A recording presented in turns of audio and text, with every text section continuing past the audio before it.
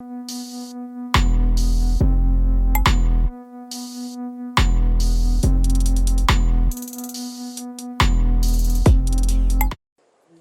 वो तक जातक इसका प्रारंभ कैसा होता है? पूर्व समय में, बहुत समय पहले मगध राष्ट्र के उसी गांव में, उसी जंगल में एक बटेर होके बोधिसत्व का जन्म होता है। बटेर के कोख में वो बटेर वो अंडे के रूप में आता है और अंडे को फोड़ के वो निकलता है। तो उसका पर भी इतना अच्छा नहीं है, पैर भी इतना चलने लायक नहीं है, छोटा मोटा गोल मोल एक बॉल की तरह, छोटे से बॉल की तरह वो बटेर होता है। तो अपने घोंसले में वो बैठा रहता है। उसके माता पिता उसको अपने चोंच में खाना लाके खिला के पाल पोस रहा था।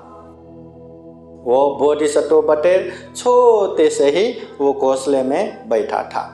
अभी उस समय भी वहां पे समय समय पे ऐसे ही दावाग्नि, एकदम भयंकर आग लग जाता था। तो ऐसे आग लगने से वहां बहुत सारा नुकसान करके जाता था, बहुत सारे प्राणियों का जान भी ले जाता था।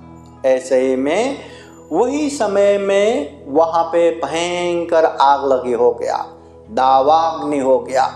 इतना भयंकर आग लग गया और जंगल में वो आग लगने के बाद सूखे पत्ते को ऐसे जकड़ में ले लेके इतनी भयंकर रूप से जंगल में आग बढ़ने लगा।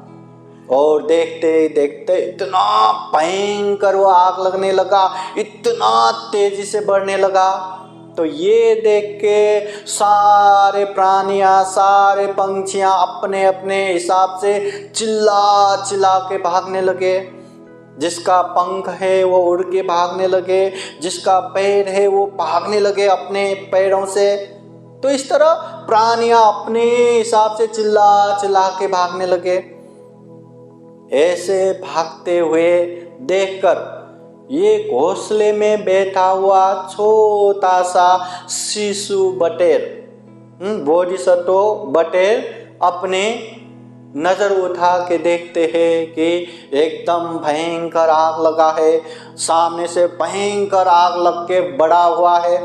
और ऐसे में सारे प्राणियां अपने अपने हिसाब से भाग रहा है और उसके खुद के माता पिता भी वो तेजी से आग बढ़ता हुआ देख के अपना जान बचा के भाग गए, वो बच्चे को बचाने के लिए नहीं आए। अभी माता पिता भी भाग गए, इतना तेजी से आग फैल रहे। तो ये बोधिसत्व बटेर शिशु अभी सोचता है कि इतने भयंकर आग जलते जलते आ रहा है, करूं तो मैं क्या करूं? मेरा पंख भी इतना बलवान नहीं है कि ये पंख के सहारे मैं उछल सकूं या आकाश में उड़ सकूं। मेरा पैर भी इतना बलवान नहीं है कि मैं पैरों के सहारे भाग सकूं। मैं कुछ भी नहीं कर सकता। अभी मैं क्या करूं? मैं अपने जान बचाने के लिए करूं तो क्या करूं? तो ऐसा सोच सोच के बैठते हैं। तो उसको याद आ जाता है कि मुझ में सत्य है। फिर वो अनंत अनंत बुद्धों को याद करके, अनंत अनंत बुद्ध के सत्य धर्म को याद करके सत्य क्रिया करने की सोचते हैं।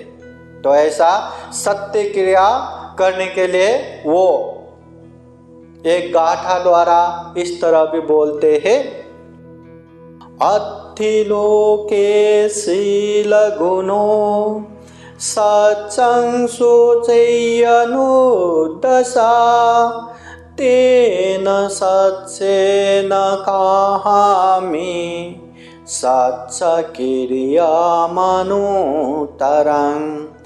आवजित्वा धम्मबलं सरित्वा पुब्बके जिने सच्च बलमवसाय सच्च किरिया आकाशहं। छोटे से बटेर भयंकर आग लग के तेजी से बढ़ता हुआ वो दावाग्नि को देखते देखते इस तरह सोचता है कि लोक में, इस दुनिया में सदाचार है, शील गुण है, इस दुनिया में सत्य है, अच्छे सोच है, दया है, और उसमें से उत्तमोत्तम सत्य क्रिया, इसको याद करके मैं सत्य क्रिया करता हूँ। धर्म बल तथा पूर्व समय के जितने भी बुद्ध है, बुद्ध के अच्छे अच्छे धम्म है, उसके अनुभव से मैं अभी के अभी सत्य क्रिया करता हूँ। अभी उस समय वो इतना निरीह है कि घोंसले में है, न उड़ सकता है, न चल सकता है, न बचाने के लिए माता पिता आ सकता है। माता पिता भी अपने प्राण बचा के जा चुके हैं। ऐसे समय में ये दुनिया में सत्य है, धम्म है, दया है, अच्छे सोच है, बुद्ध के अच्छे धम्म है, इसको सामने रख के सत्य क्रिया करता हूँ। इस तरह छोटे से बोधिसत्व बटेर शिशु सोचता है और ऐसे सोचने के बाद फिर सत्य क्रिया करता है। सत्य क्रिया पाली गाथा द्वारा इस तरह करता है। संति पक्खा अपतना संति पादा अवंचना माता पिता च निखंता जात वेद पति कमाति। अभी सत्य क्रिया करता है बोधिसत्व बटेर शिशु। संति पक्खा आयतना, मेरे पास पंख है, मगर ये पंख से मैं उड़ नहीं सकता। मेरे पास पैर है, ये पैर से मैं चल नहीं सकता। मेरे अपने माता पिता भी अपने प्राण बचा के चल चुके हैं। तो सत्य को साक्षी रख के मैं सत्य क्रिया करता हूँ कि हे आग, हे दावाग्नि, तो यहाँ से चले जा, तो बुझ जा। तो इस तरह सत्य क्रिया करते हैं। हाँ, दुनिया में जितने भी सत्य है, धम्म है, दया है, बुद्ध के अच्छे गुण धम्म है, वो सारे चीज याद करके मेरे पास पंख है, ये सत्य है, पर मैं इससे उड़ नहीं सकता। मेरे पास पैर है, सत्य है, मगर मैं इससे चल नहीं सकता। मेरे माता पिता भी छोड़ के प्राण बचा के जा चुके हैं, ये सत्य है। मैं सत्य क्रिया करता हूँ कि हे दावाग्नि, यहाँ से चले जा, बुझ जा। तो इस तरह बोधिसत्व सत्य क्रिया करते हैं और इस सत्य क्रिया के अनुभव से चमत्कार हो जाता है।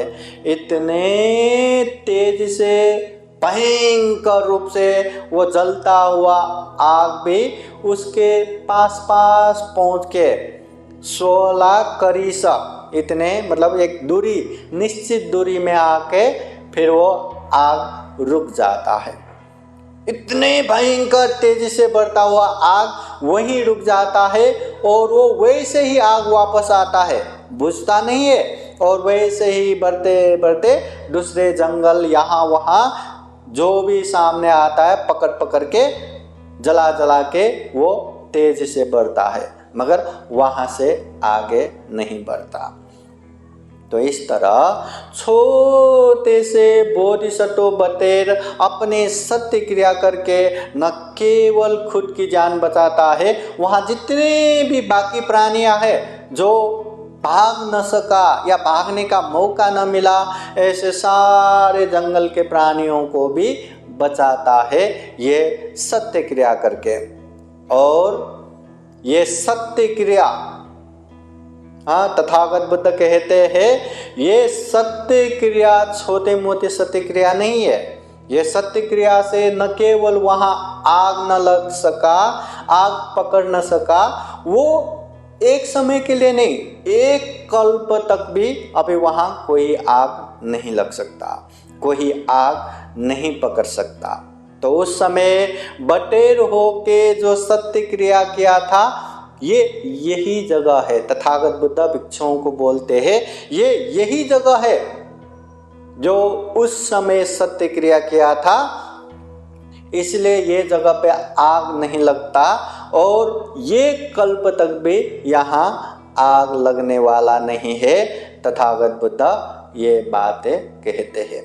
तथागत बुद्ध पाली गाथा द्वारा भी कहते हैं, सह सत्सकते मह्यं महापज्जलितो सिखी वज्जेसि सोलसकरी साने उदकं पत्वा यथासिके। मेरे सत्य क्रिया के साथ ही महाप्रज्वलित आग ने 16 करीस भूमि को उसी प्रकार छोड़ दिया जैसे पानी में पड़ने से आग, पानी में रखने से आग छोड़ जाता है, उसी तरह ये सत्य क्रिया का अनुभव से उतने जगह को छोड़ दिया। और तथागत बुद्ध कहते हैं उस समय जो मैंने सत्य क्रिया किया था ये वही जगह है और यहाँ एक कल्प तक कोई आग नहीं पकड़ सकता।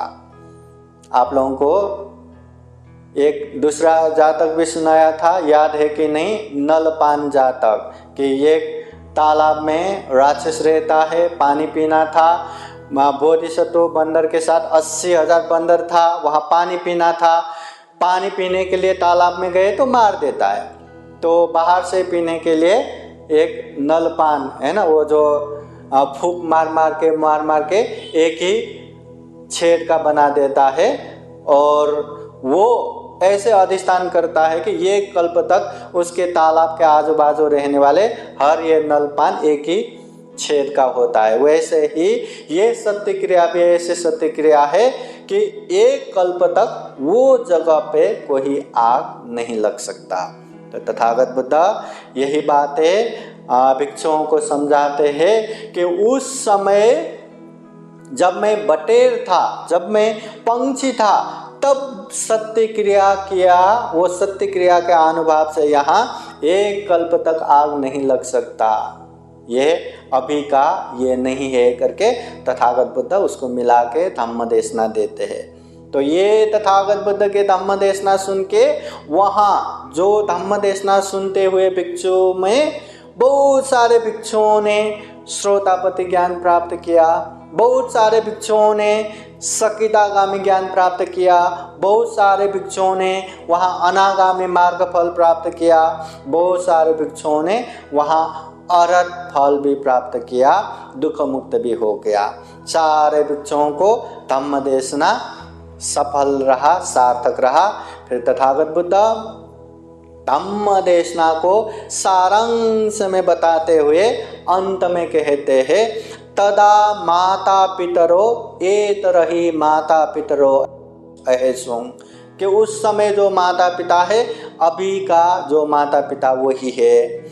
वत्तक राजापन अहमेवाति, वो जो छोटा सा बटेर है वो तो मैं ही था करके तथागत बुद्ध ये जातक कथा समापन करते हैं।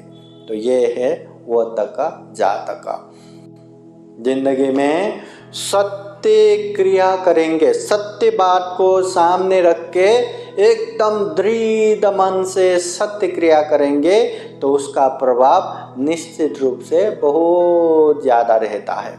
और ऐसे बहुत सारा कहानियाँ मिलेंगे, घटना मिलेंगे, और तथागत बुद्ध के समय में भी बहुत सारे ऐसे घटना हुआ है।